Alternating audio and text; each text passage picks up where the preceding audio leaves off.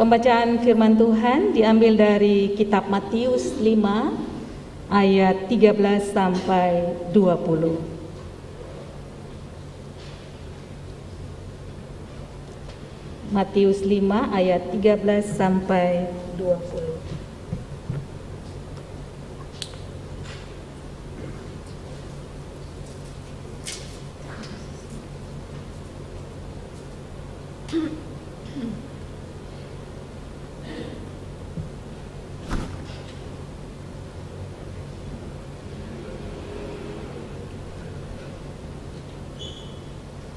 Kita akan membacanya secara bergantian. Saya mulai lebih dulu. Kamu adalah garam dunia. Jika garam itu menjadi tawar, dengan apakah ia diasinkan?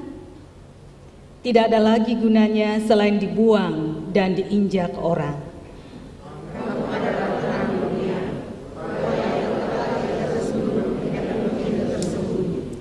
Lagi pula orang tidak menyalakan pelita lalu meletakkannya di bawah gantang, melainkan di atas kaki dian, sehingga menerangi semua orang di dalam rumah itu.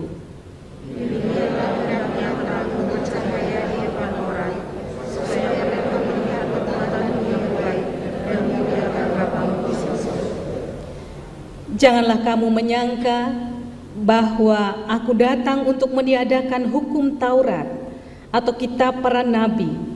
Aku datang bukan untuk meniadakannya, melainkan untuk menggenapinya.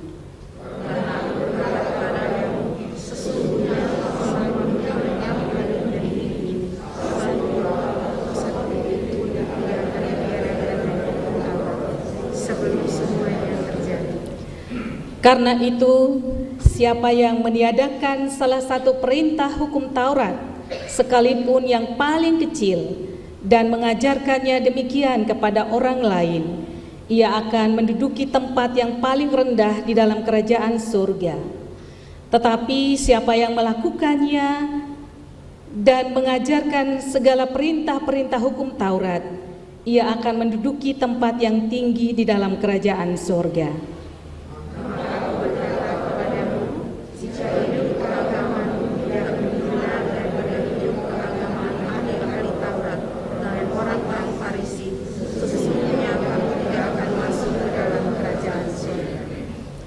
Demikianlah Injil Tuhan Yesus Kristus. Yang berbahagia adalah mereka yang mendengarkan firman Tuhan dan memeliharanya.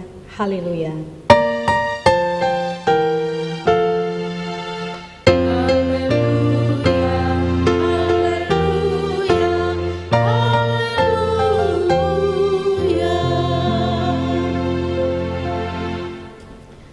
Bapak Ibu Saudara, tema khotbah hari ini adalah hidup yang berdampak. Siapa di antara kita yang hidupnya sudah berdampak bagi orang lain? Ada? Adalah ya, nggak mungkin nggak ada gitu.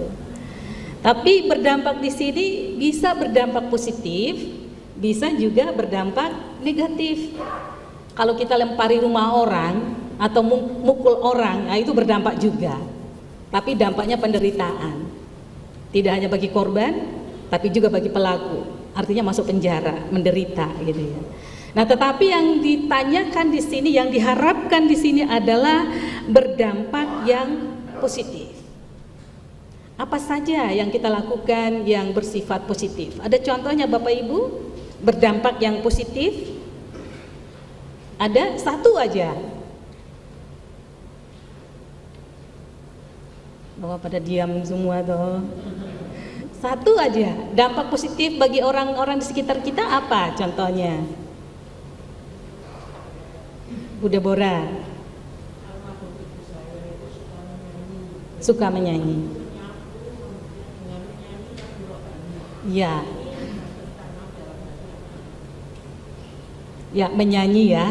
Menyanyi bukan hanya menghibur diri, ya, memuji Tuhan, tapi juga orang yang mendengar juga bisa dikuatkan melalui nyanyian yang kita lakukan gitu ya. Itu salah satu contoh kecil, dan ya kita mungkin sudah banyak juga melakukan hal itu. Tetapi kadang kita tidak berdampak kepada orang lain? Kira-kira apa penyebabnya? Kalau kita tidak berdampak bagi orang lain, kira-kira penyebabnya apa ya? Macam-macam ya. Bisa dari orang lain yang menghambat, bisa juga dari diri kita sendiri. Nah, saudara-saudara, setiap hari, setiap kita pasti sudah pernah melakukan sesuatu yang baik bagi orang lain, sekecil apapun itu.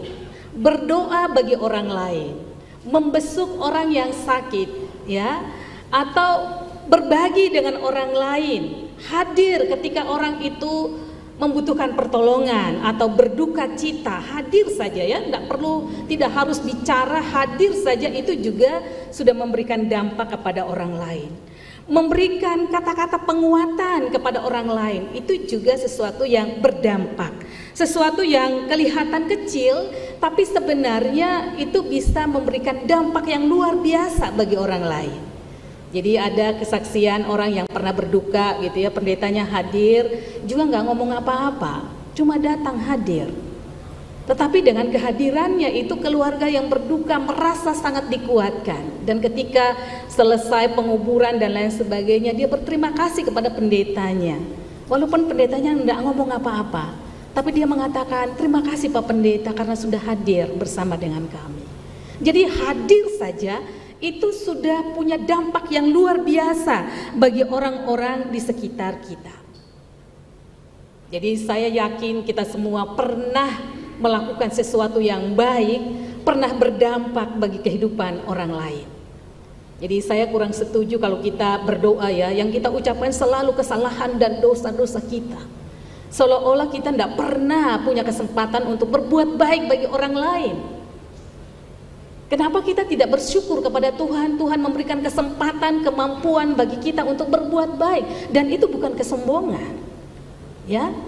Jadi jangan terus diri kita ini ditekan gitu ya, seolah-olah setiap hari kita berbuat dosa, kesalahan, sehingga yang kita lakukan minta ampun terus itu ya. Harusnya kita bersyukur bahwa kita bisa melakukan sesuatu yang baik, walaupun mungkin kurang maksimal atau belum maksimal karena berbagai alasan, baik dari diri kita sendiri maupun dari orang lain.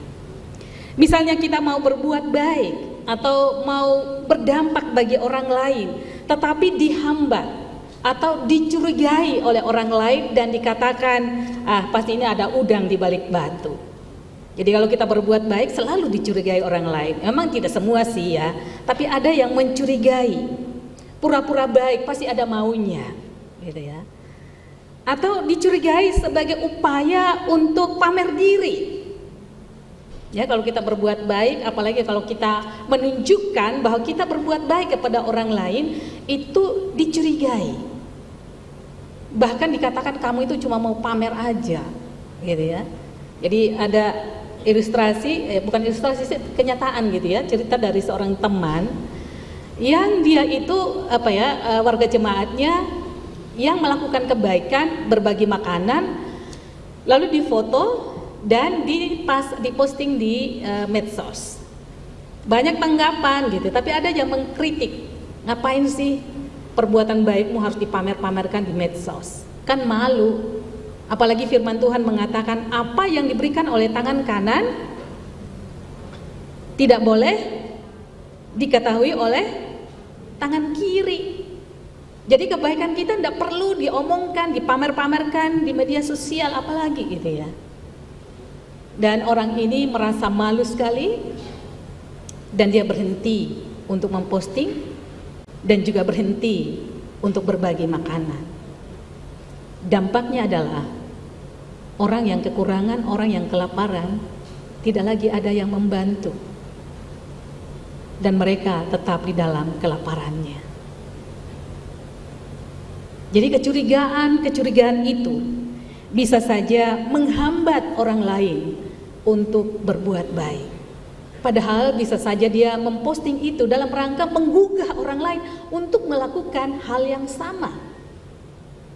Atau memberitahukan orang lain bahwa ini loh ada orang yang berkekurangan dan perlu bantuan dari kita. Tetapi selalu kita nyinyir gitu ya, kalau ada orang yang melakukan kebaikan. Atau dengan alasan atau tuduhan kristenisasi lalu kita berhenti untuk berbuat baik kepada orang lain, untuk menolong mereka yang membutuhkan, dan juga karena alasan-alasan yang lain. Hambatan juga bisa terjadi kalau seseorang itu selalu menjadi objek, ditekan, dikontrol hidupnya sehingga dia tidak punya kebebasan untuk melakukan sesuatu bagi orang lain, untuk berkreativitas, untuk menolong orang-orang yang membutuhkan kita. Jadi anak ditekan, dikontrol, istri suami dikontrol, ya. Sesama kita dikontrol, sehingga tidak atau takut untuk berbuat sesuatu atau untuk melakukan kebaikan. Mau buat apa? Nanya dulu, boleh atau tidak, gitu ya. Jadi penguasaan terhadap orang lain itu yang kemudian menjadikan orang menjadi manusia yang tidak bebas. Saudara kekasih Tuhan, beberapa waktu yang lalu saya berkhotbah di sebuah gereja. Ini contoh kecil saja tentang menguasai orang lain, ya. Ketika prosesi mau masuk gereja, ibadah sudah dimulai, di belakang ada anak kecil yang menangis berteriak histeris gitu. Ketika ditanya kenapa, dia minta bajunya diganti.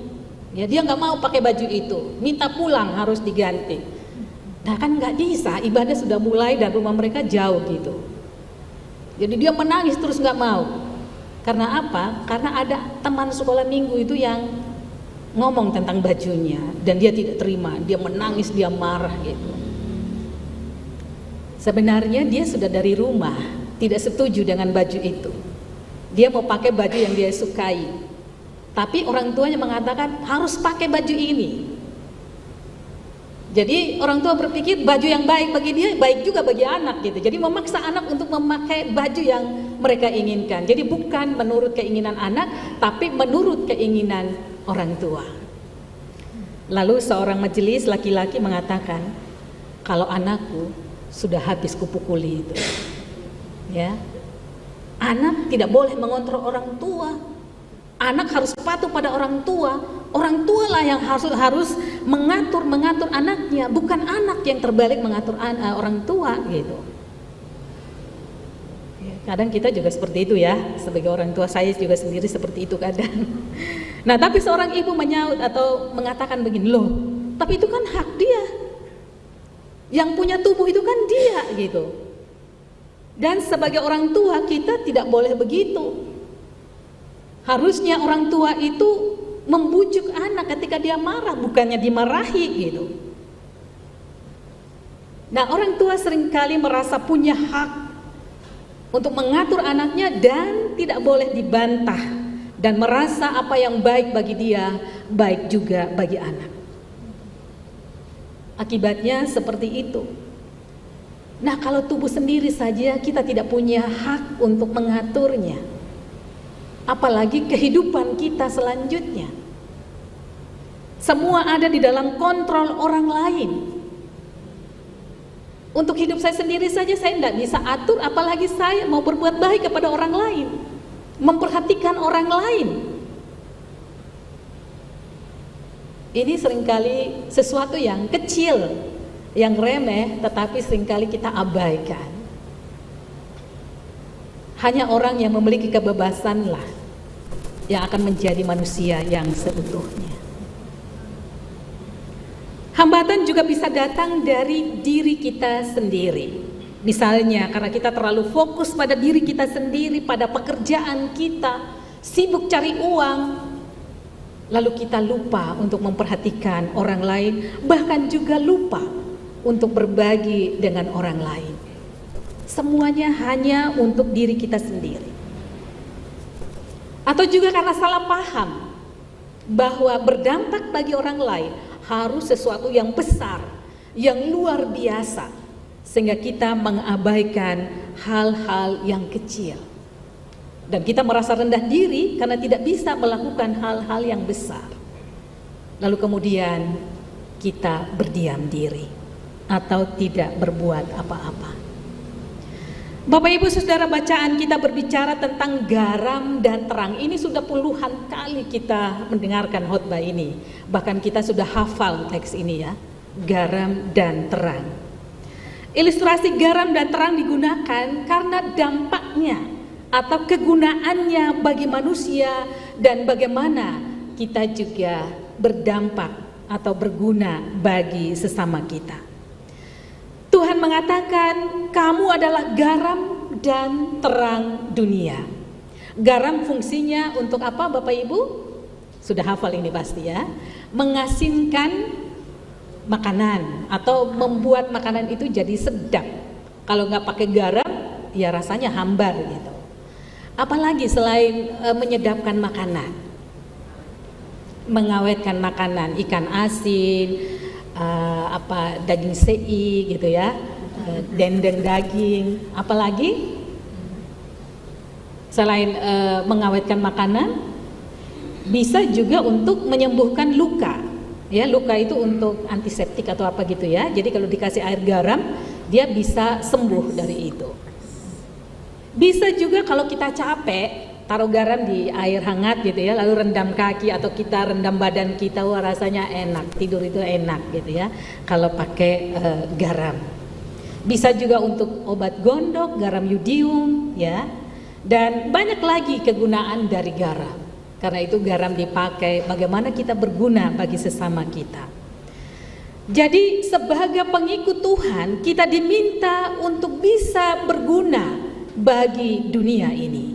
Jika tidak berguna, maka ibarat garam yang kehilangan rasanya. Walaupun saya nggak tahu ya, bagaimana garam itu kehilangan rasanya. Saya nggak pernah merasakan garam itu tidak asin, ya. Tapi mungkin yang dimaksudkan di sini garam yang tercampur dengan materi yang lain, bahan-bahan yang lain, yang menyebabkan garam itu tidak lagi terasa asin, tidak lagi berkhasiat, tidak lagi berguna. Nah, kalau tidak berguna, maka tidak ada cara lain selain dibuang, lalu kemudian diinjak-injak orang yang kebetulan lewat di situ. Saudara-saudara kekasih Tuhan, garam berguna. Tapi kalau terlalu berlebihan, akan menjadi juga tidak berguna. Betul nggak? Kalau terlalu banyak garamnya, apa yang terjadi?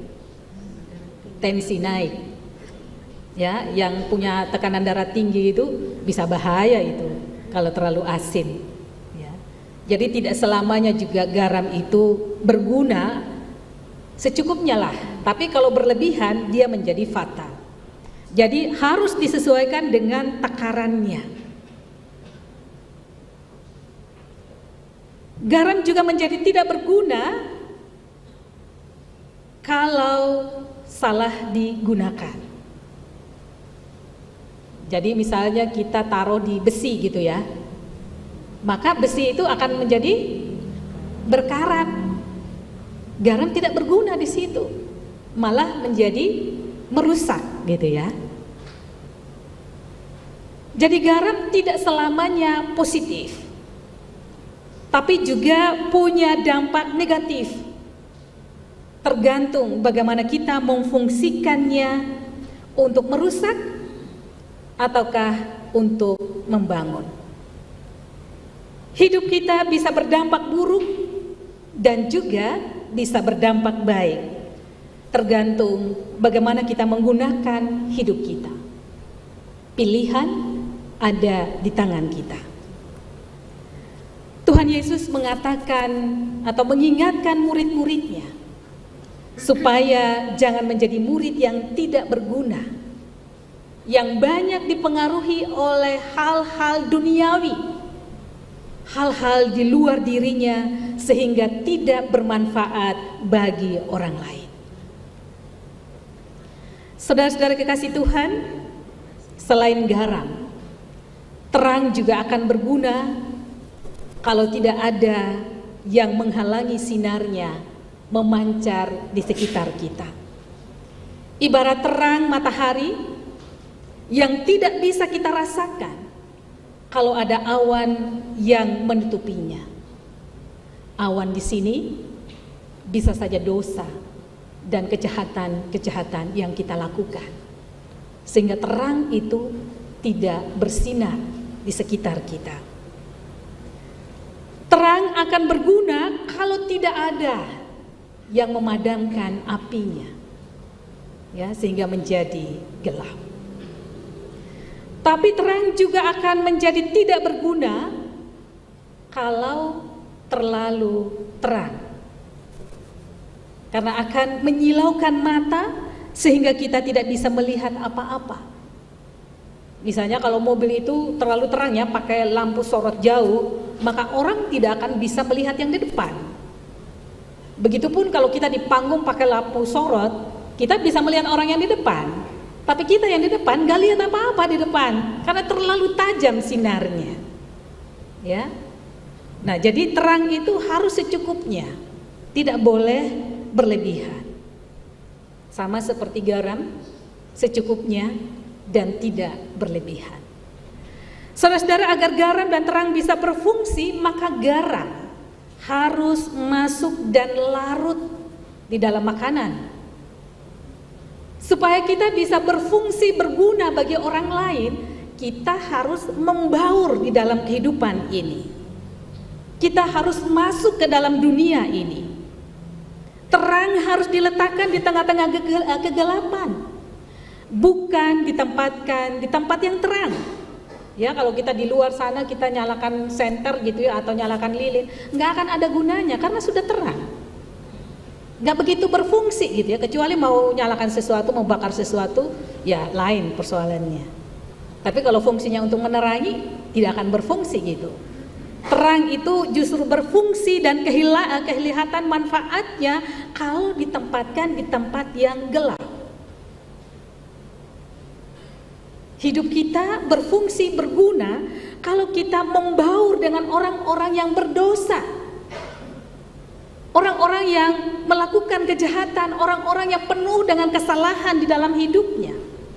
Tapi kita tidak boleh ikut-ikutan melakukan dosa. Jadi bukannya menjauh atau di luar dunia, tetapi masuk di dalam kehidupan dunia ini.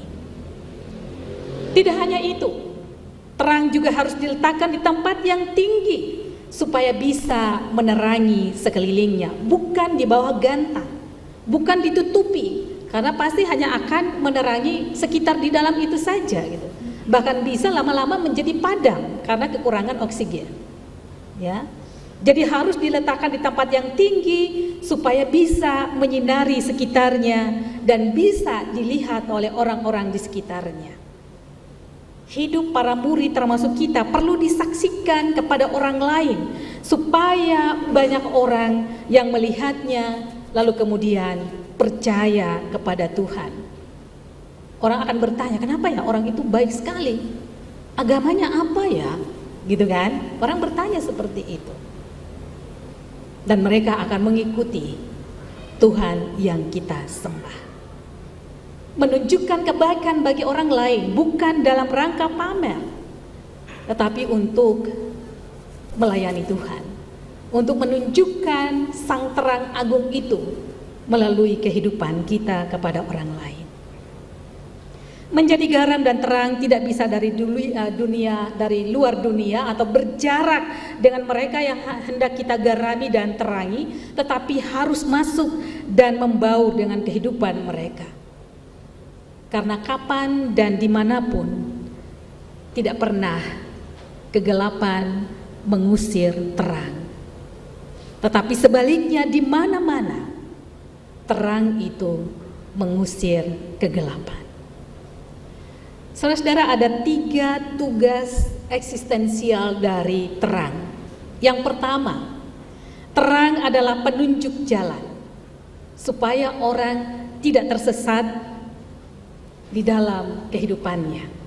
Seperti sinar terang dari sebuah mercusuar ya, diletakkan tinggi di laut supaya orang yang lewat tidak tersesat ya, karena ada terang dari mercusuar situ, melihat terang itu dan dia tahu arah kemana dia harus berlayar.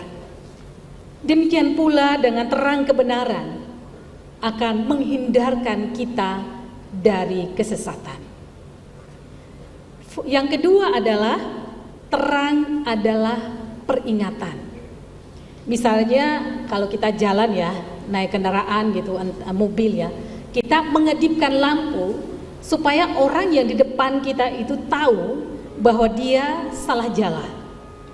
Ya, misalnya dia terlalu ke kanan kah atau ke kiri, atau rating ke kanan tapi dia ke kiri gitu, atau rating kanan tapi jalan terus nggak pernah belok-belok ke kanan. Dan itu seringkali terjadi di Jogja ini ya, dan itu bisa mencelakakan orang ya. Kita bisa memperingatkan orang dengan mengedipkan lampu atau berusaha mendekati gitu dan memberikan peringatan kepada orang itu ya. Walaupun seringkali kita kalau mau mengingatkan orang bukannya diterima dengan baik, tapi malah dimarahi. Pernah dimarahi karena kita mengingatkan orang? Sering ya. Jadi orang bukannya berterima kasih ke kita, tapi malah memarahi kita gitu. Akibatnya apa? Orang tetap di dalam kesalahannya dan tidak berubah, bahkan bisa mengalami kecelakaan hidup. Tidak hanya kecelakaan di jalan raya, tetapi kecelakaan di dalam kehidupannya sehari-hari. Yang ketiga adalah terang adalah pengharapan. Agar orang walau penat, walaupun berbeban berat dengan pergumulan hidup, terus berjalan menyusuri jalan-jalan kebenaran. Terus berjuang untuk hidup. Terang menandakan situasi kehidupan, kemerdekaan, dan damai. Itulah 3 fungsi eksistensial dari terang. Saudara-saudara kekasih Tuhan, Tuhan tidak meminta kita untuk menjadi garam dan terang. Tetapi dalam bacaan kita, Tuhan menyebut kita adalah garam dan terang yang berfungsi menggarami dan menerangi dunia melalui perbuatan-perbuatan baik kita, yaitu segala sesuatu yang kita lakukan dan kita lakukan sebagai orang Kristen yang dimulai dari keluarga kita masing-masing. Bagaimana ucapan-ucapan perkataan kita terhadap anggota keluarga kita. Perkataan-perkataan yang tidak menyakitkan, bukan perkataan-perkataan yang kasar, yang menghancurkan orang lain, tetapi perkataan-perkataan yang lembut, yang membangun. Ya, seringkali dalam keluarga kita justru tempat kita sumpah serapah di sana. Kalau orang lain kita masih sungkan gitu ya. Tapi kalau dalam keluarga kita sendiri, ya kita kadang nggak mau tahu gitu. Marah semarah-marahnya gitu ya. Jadi kalau kita mau berbuat baik kepada orang lain, mulai dulu dari lingkup kita yang lebih kecil. Jangan kita hanya berbuat baik bagi orang yang jauh dari kita, tetapi yang dekat dengan kita itu musuhan terus gitu ya, kasar terus. Tidak bisa seperti itu. Dan kalau kita melakukan hal-hal yang baik, menolong, ya, berbagi dengan orang lain, maka orang-orang akan memuliakan Allah. Karena perbuatan baik kita adalah perbuatan baik Allah yang dilakukan di dalam kita dan melalui kita.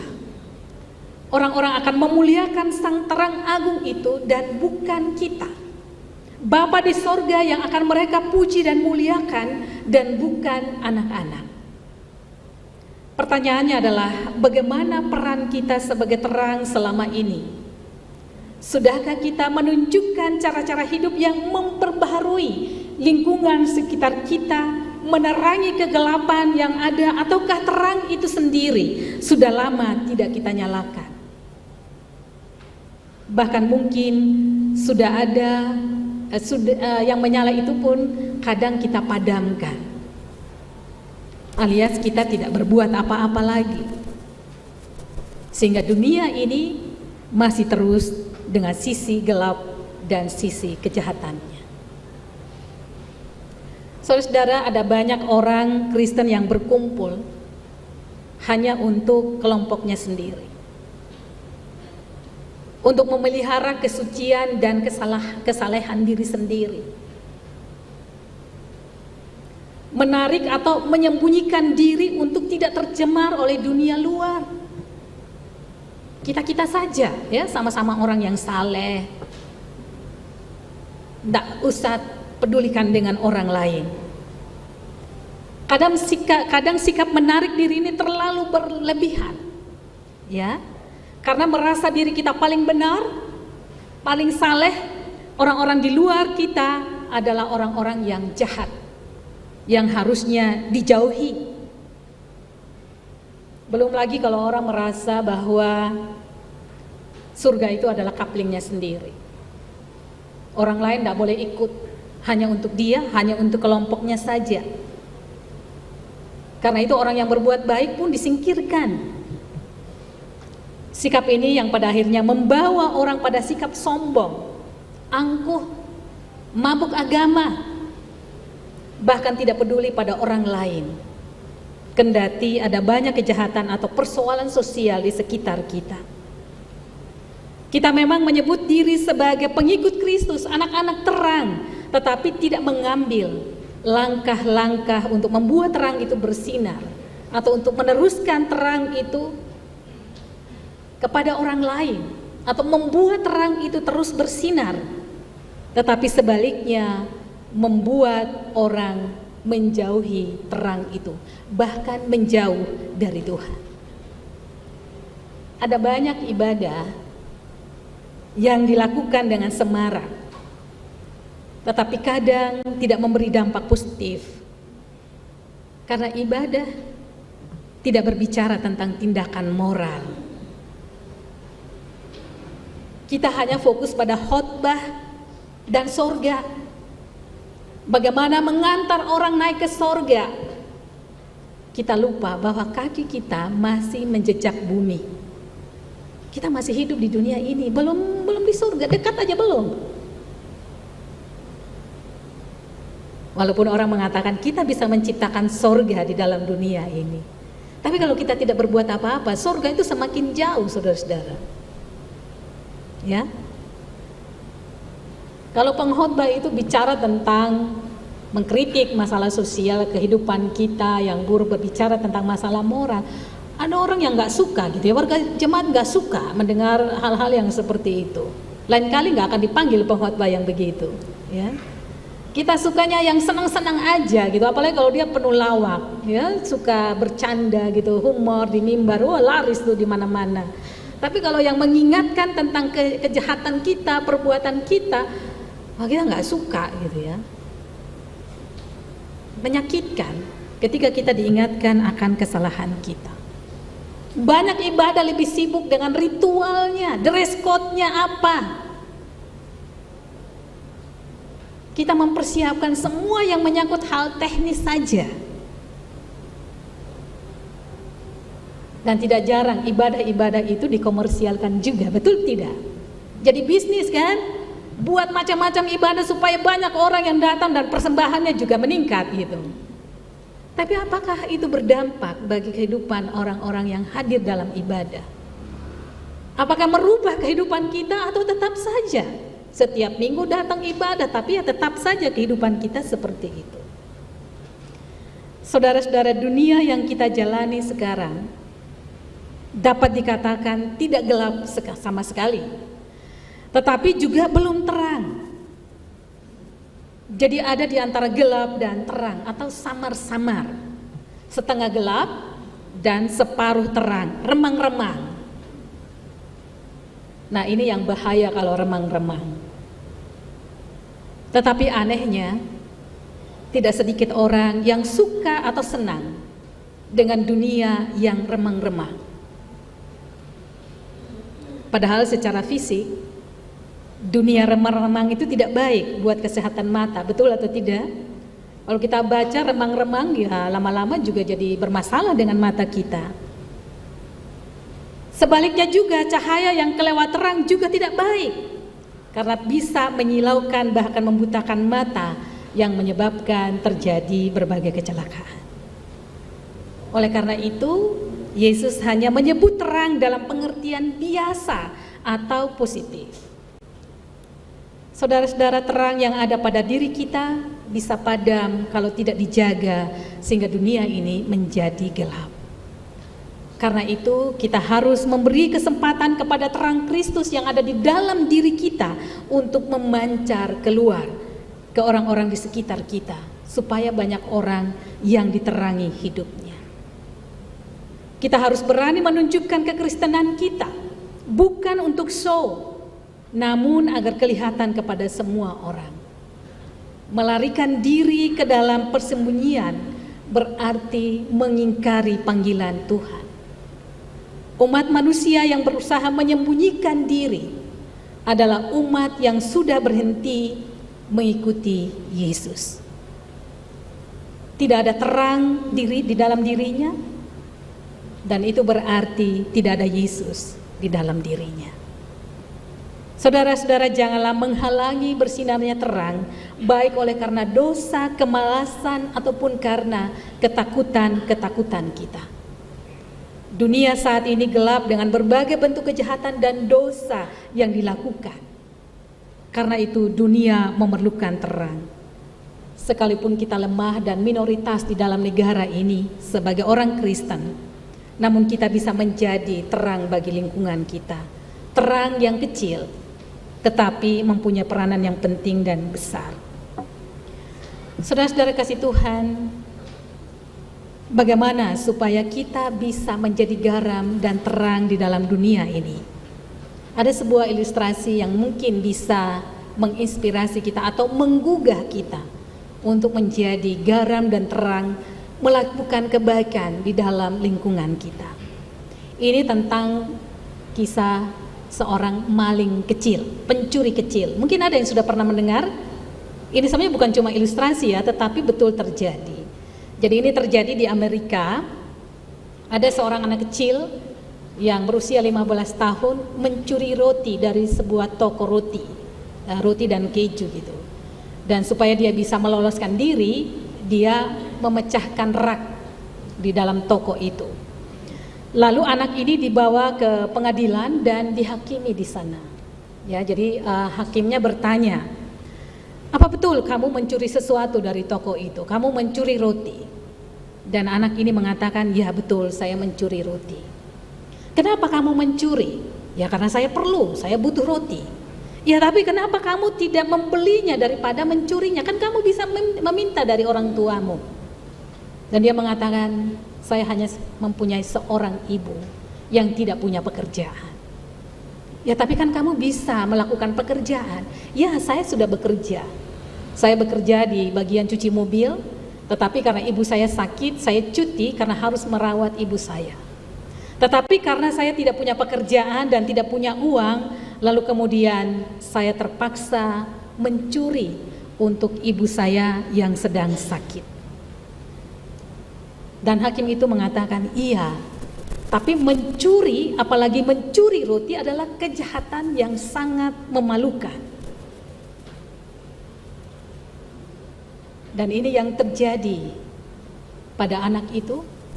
Tetapi sebenarnya ucapan ini bukan hanya ditujukan kepada anak kecil itu, tetapi dia tujukan kepada semua orang yang hadir di dalam pengadilan itu. Dia mengatakan, mencuri roti adalah sesuatu tindakan yang memalukan, dan kita semua bertanggung jawab atas kejahatan ini.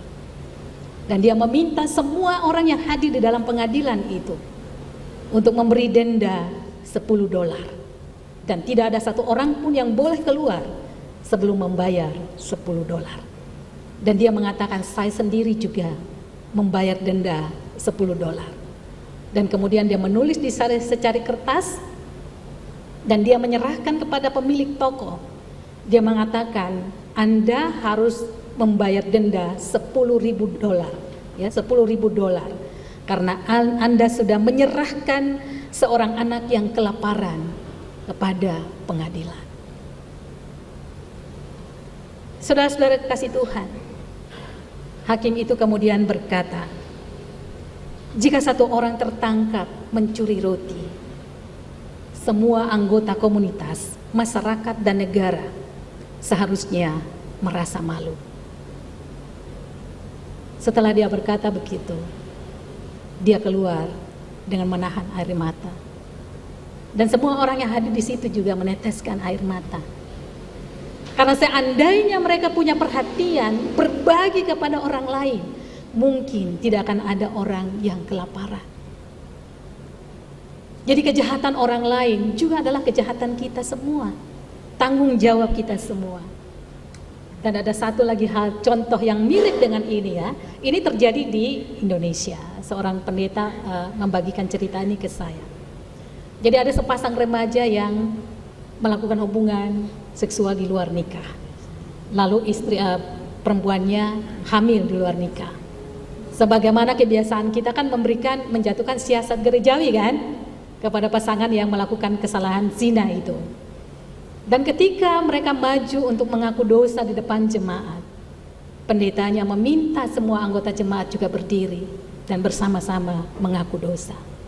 Karena apa? Mereka berdua adalah anak-anak kita bersama. Ketika mereka melakukan kesalahan, itu juga adalah kesalahan kita bersama. Kesalahan kita yang tidak mendampingi, tidak mengingatkan, tidak mendidik mereka dengan baik. Bukan hanya kedua orang tua mereka, tetapi seluruh warga jemaat juga turut melakukan kesalahan. Saudara-saudara kasih Tuhan, kita tidak perlu mengutuk kegelapan tanpa berbuat apa-apa. Lebih baik kita menyalakan lilin yang kecil dan kita menjadi terang walaupun kecil, tetapi berguna atau bermanfaat bagi orang-orang di sekitar kita. Saat teduh bagi kita semua.